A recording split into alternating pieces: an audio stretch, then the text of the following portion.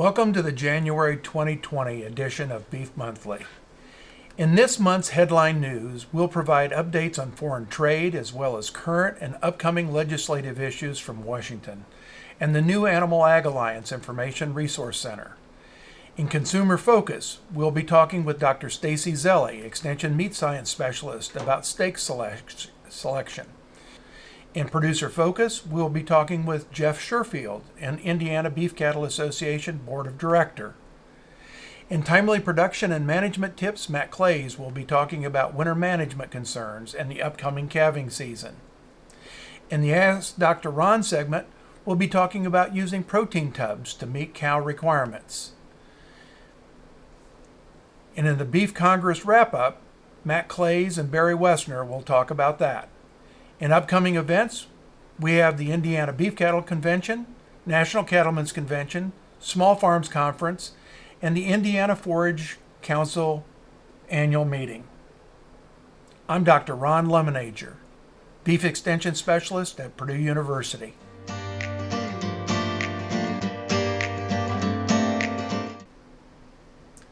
In this month's headline news, analysts say that tighter cattle supplies coming out of 2019 should result in a 3 to 5% higher calf and yearling price in 2020.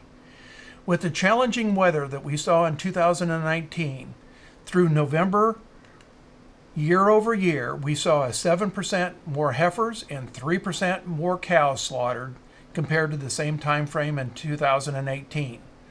This increased slaughter was higher than expected and indicates the fifth consecutive year of increased cow slaughter.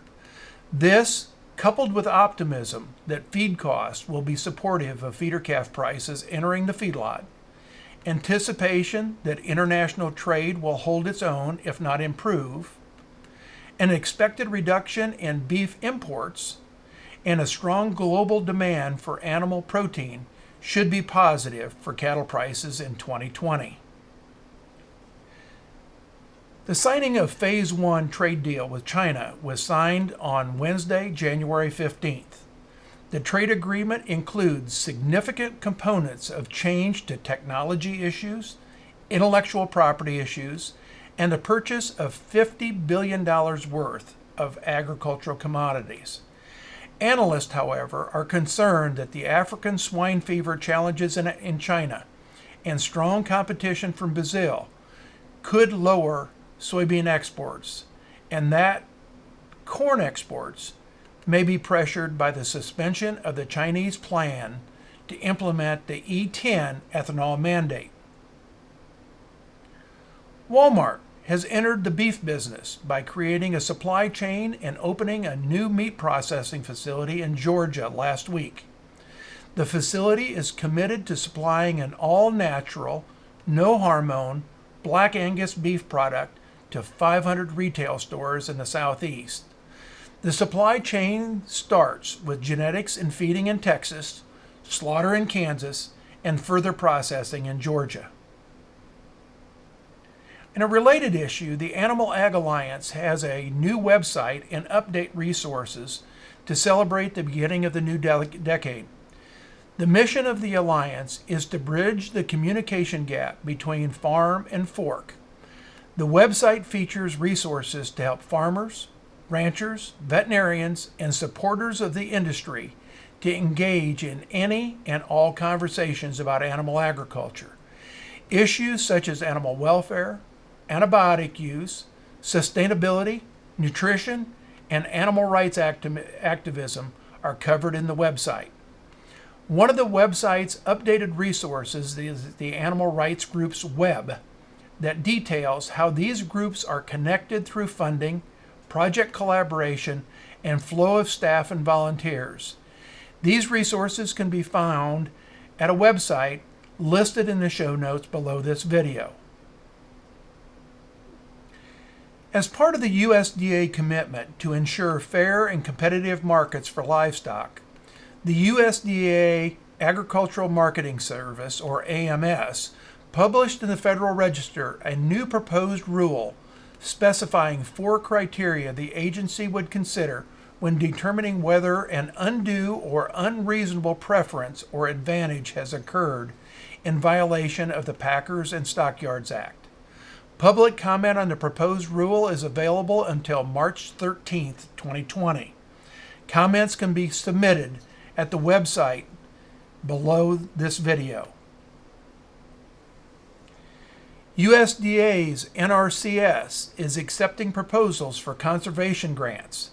The application deadline is February 7th, 2020. The investment from the federal government is $35 million in grants to enhance our outreach to the nation's farmers and ranchers for the delivery and adoption of conservation measures. For more program information, please visit the announcement of the program funding on grants.government using the website URL located in the show notes below. And now, a word from our good friends at Corteva, who have graciously underwritten this program.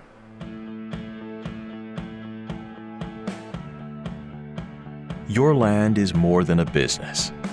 It's a heritage that has been passed down from those who tended it before you, by those who shaped it, changed it, and cared for it. Your land has a legacy, one that you carry on, but also one you build on. At Corteva Agriscience, we are the stewards of a lasting legacy.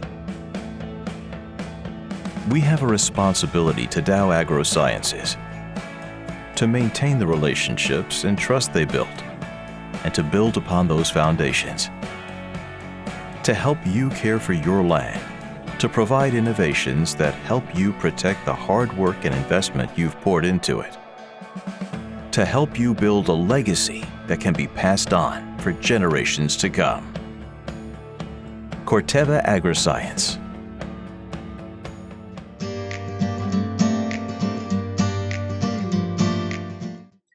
In this segment, I'd like to talk to Dr. Stacy Zelli, our beet science extension specialist, on selecting a stake. Okay. So tell me what I need to be looking for as a consumer. Well, first off, I think there's two rules of thumb that we always like to harp on. And the first one is that, in general, those cuts from the limbs are going to be a lot less tender. They definitely have a lot more variation in tenderness because those are ones that really had to move that animal around every day, so they got a lot more connective tissue in it. So when you think about like the chuck and the round, those are not going to be usually your most ideal steaks, just from a tenderness standpoint. So usually your middle meats, your rib and your loin, are going to be a whole lot more conducive to giving you a better tenderness, much more consistent in your tenderness. And then the other rule of thumb is that in general, they kind of fatten from front to rear. So again, those cuts that we get out of the chuck do have a little more flavor to them. So even though they're a little tougher, they get a little more flavor to them. But those ones out of the round are not going to have that same flavor to them because they're just so much leaner. So they all have their pieces and parts of being beneficial. But again, now those middle meats, those rib and the loin, are going to be your most user-friendly. Also, you're more expensive, but for a good reason. So let's talk about what the steaks that you've got. Great. So I've got two steaks here. So the first one we have here is a ribeye steak. And so you can see you've got this large muscle here. This happens to be bone-in. You can also see it boneless. And so a ribeye steak is just a really great ideal steak that comes out of that rib portion. So it's really user-friendly, has a lot of flavor to it. Then the other steak that we have here is going to be our porterhouse steak. And so this is a bone-in steak, as you can see. But a lot of people know this by the boneless names. And if you look at this muscle right here, this large one on this side, that's our New York strip or Kansas City strip, depending on what side of the river you're on, right? Right. And then the other one, we have this small one over here, is our tenderloin, or sometimes called our filet. So when you're getting a porterhouse or a T-bone, you're actually getting kind of two steaks in one. Or like I said, you can get two boneless steaks. And if you get the right restaurant and get the right size porterhouse, it can actually be a couple steaks. Absolutely. Oh, serves very well, yeah. Yeah, this is actually, in porterhouse standards, this is actually kind of a smaller one. And so a lot of times, yeah, it makes an ideal serving for two people. Yes, absolutely. Because it's, like I said, two steaks in one. So, yeah. Stacy, thank you. Thank you.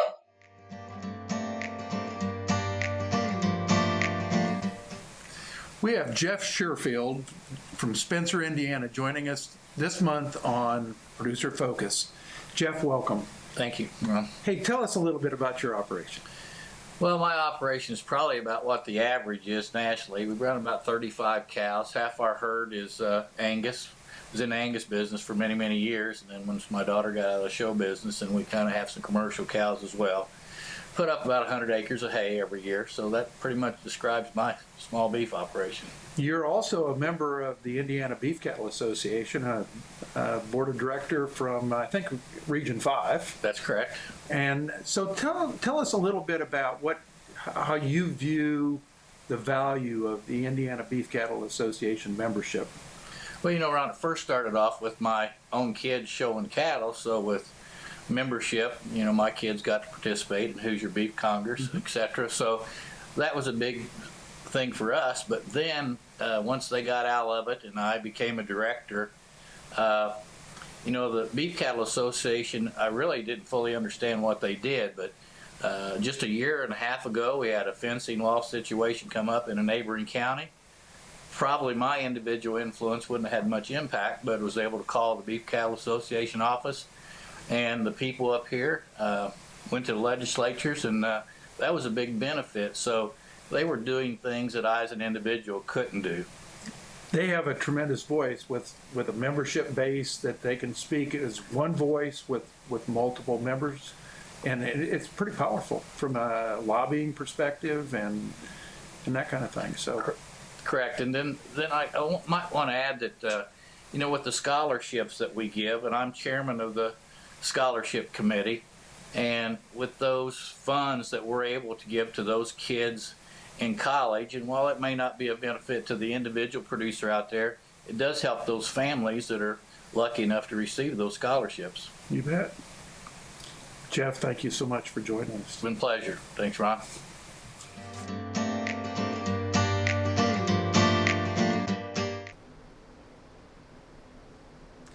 In this month's Ask Dr. Ron, we have a question from a producer that says, my small cow herd is having a tough time this winter. Temperatures have been mild this winter, but early on my cows seem to be losing weight. I know that my hay is not as good as last year, and they seem to be wasting more hay than in the past. The question is, if I use protein tubs, could that be the cheapest way to turn them around and make it through the winter? Will adding a protein tub to their diet help me through this winter? My response is first, we probably need to really sample our hay to know what nutrients need to be supplemented. More specifically, do we need a protein-rich or an energy-rich supplement? While protein tubs are convenient, they may not always be the most cost-effective or appropriate way of supplementing the cow herd. Protein tubs vary in energy and protein content, and they're designed to limit intake. Most commercial products limit intake to about 2 pounds per day or less. So let's take an example of a 1,300-pound mature cow during late gestation. This cow requires 2.5 pounds of protein and 12.8 megacals of energy per day. Let's assume that the hay analysis shows 8% crude protein, 0.4 megacals per pound of NEM, and 68% NDF. The cow will consume about 1 3/4% of her body weight in hay dry matter per day, or about 22.75 pounds. If we do the math, she will consume about 1.8 pounds of protein and 9.1 megacals per day. This leaves a deficiency of 0.7 megacals of protein and 0.37 megacals of NEM per day. If the protein tub contains 35% protein, then she could come close to meeting her protein requirement if she consumes 2 pounds of a 35% crude protein supplement per day. However, 2 pounds of supplement will only yield about 1.7 megacals of net energy for maintenance per day. This means we're still 2 megacals of NEM short, or the equivalent of about 2.25 pounds of corn per day. In this example, energy is the first limiting nutrient, and cows will lose weight and body condition score by just feeding a 35% protein tub. A cheaper alternative would be to feed 3.4 pounds of dry corn gluten feed pellets, or 2.6 pounds of dried distiller's grains per day. These levels would meet both the energy and the protein requirements. The bottom line of all of this is that you need to know what your forages provide. Protein tubs are not always equal in energy and protein, so you really need to make sure that you know what you're buying, okay, to meet the requirements. Protein tub intake is limited and may not meet the requirements. If we hand feed a commodity supplement, it may be cheaper and more effective.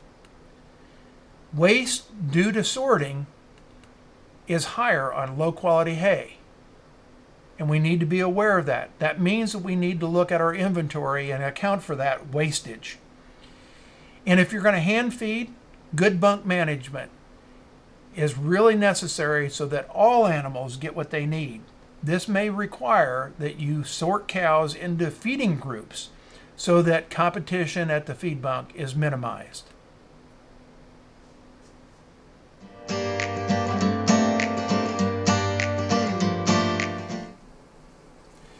Welcome to Beef Monthly, January edition. This is going to be a wrap-up of the Hoosier Beef Congress that was held in December of 2019.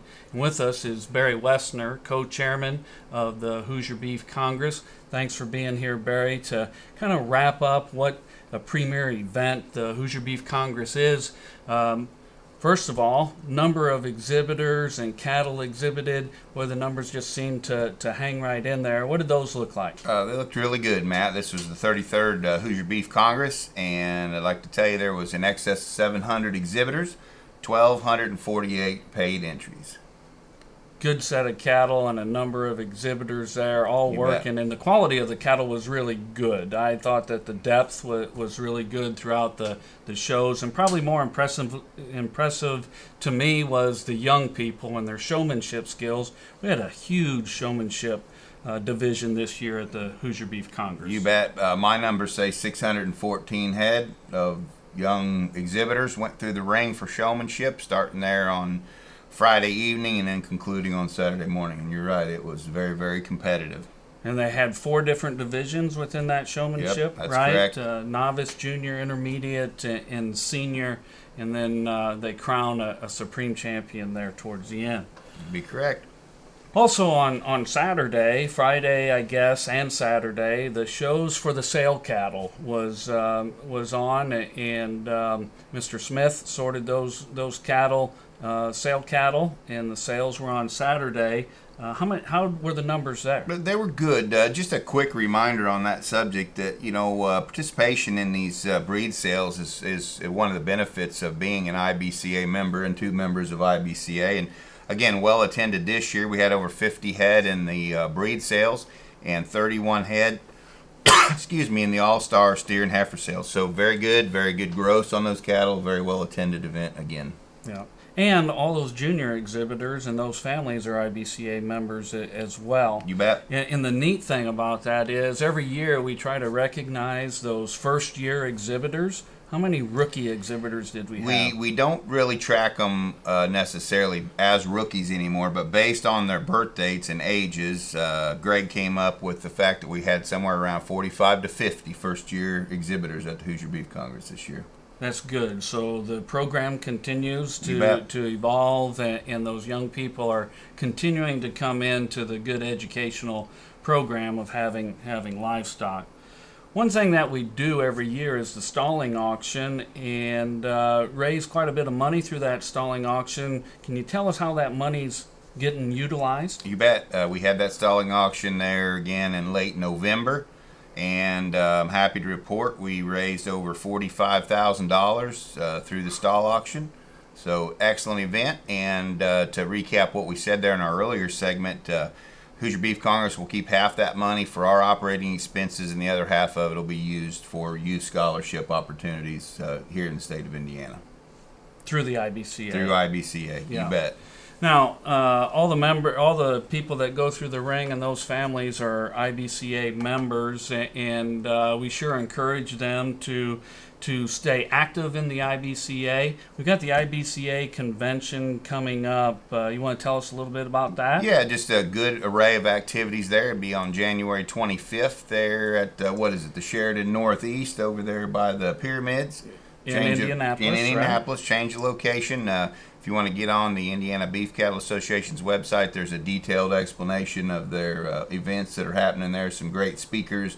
We've got some Indiana breed associations that are hosting their annual meetings in conjunction with this as well. So great event, and again, another perk for being an IBCA member. Well, Barry, thanks for spending time with us and letting us know how the Who's Your Beef Congress ended up for 2019, and I know plans are under the way for 2020. If you have any recommendations or certainly want to volunteer, don't be afraid to give Barry or the IBCA office a call. Thank you. Thank you.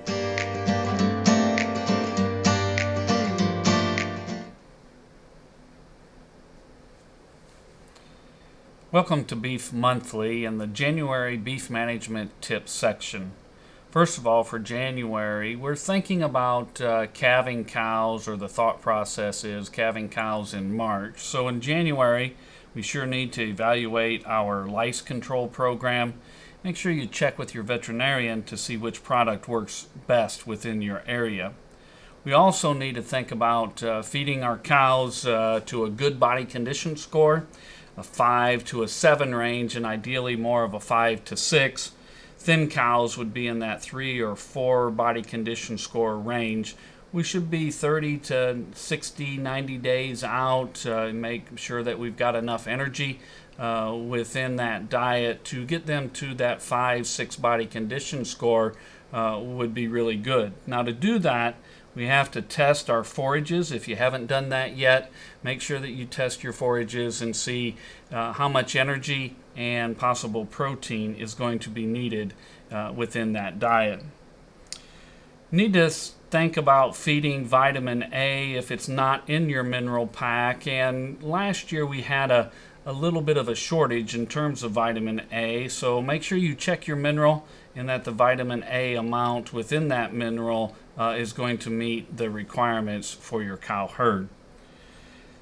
Also, we need to think about giving our second injection on those virgin heifers or first calf heifers and a booster shot to prevent scours to those cows that have been vaccinated already.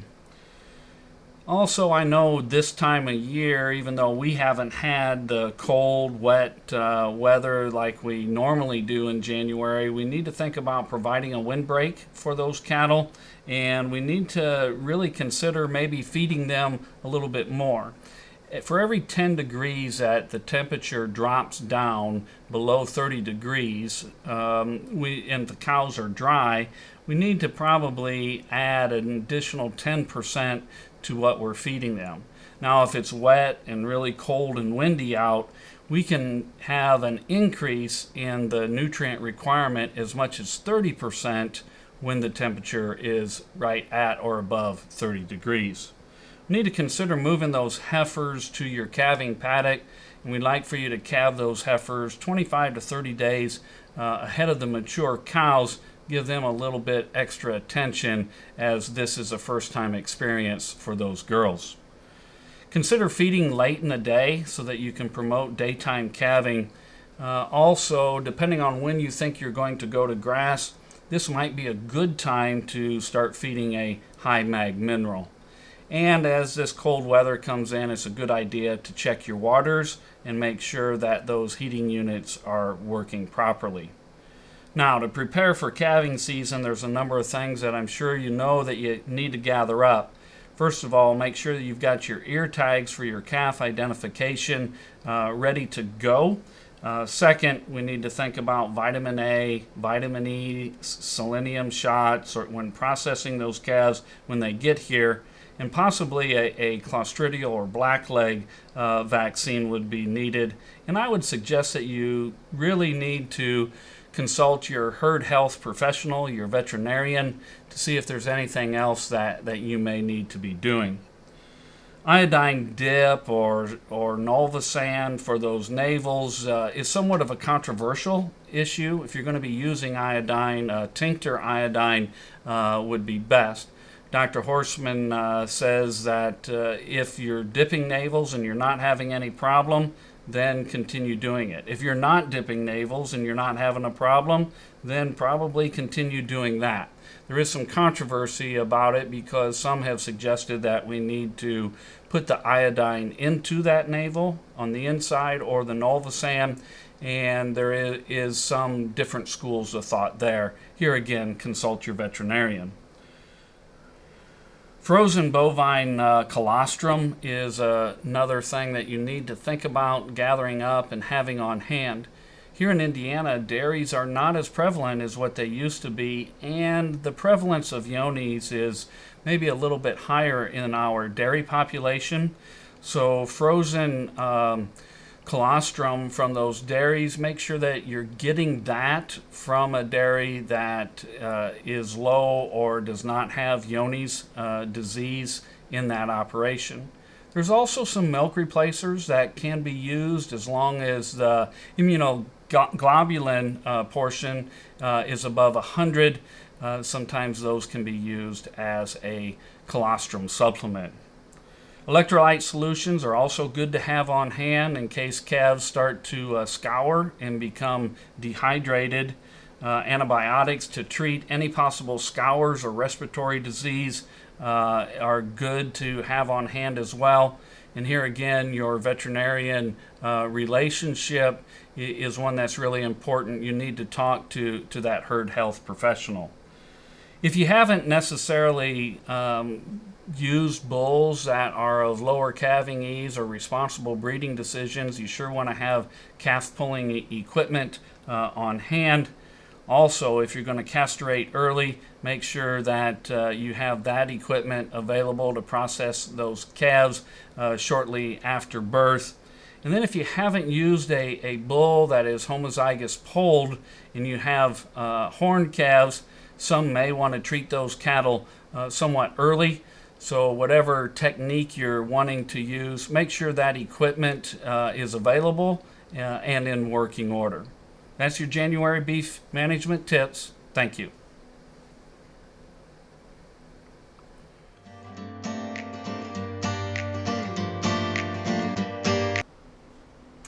In upcoming programs and events, we have the Indiana Beef Cattle Conventions, January 25th at the Sheraton North, Indianapolis. Registration can be made through the IBCA website, and it's listed below in show notes. The National Cattlemen's Beef Association National Convention is February 4 through 7 in San Antonio, Texas. Registration information can be found in show notes below.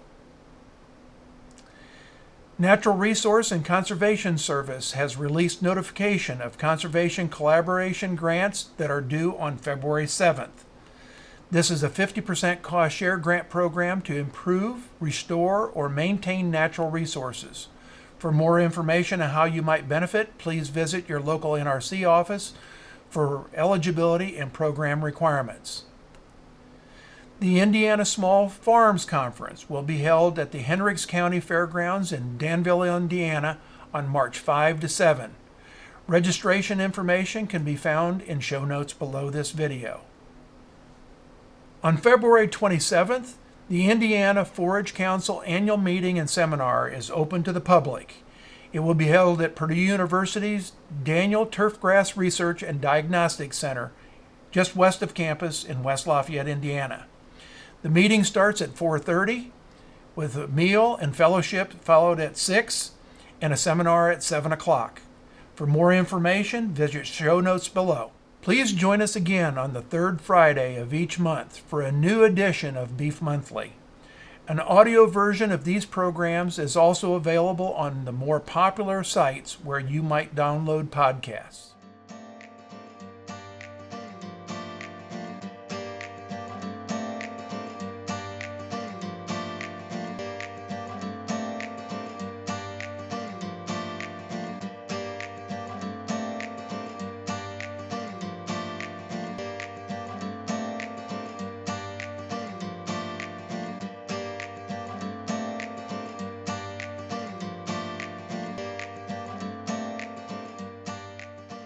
This presentation was a production of the Animal Science Department at Purdue University.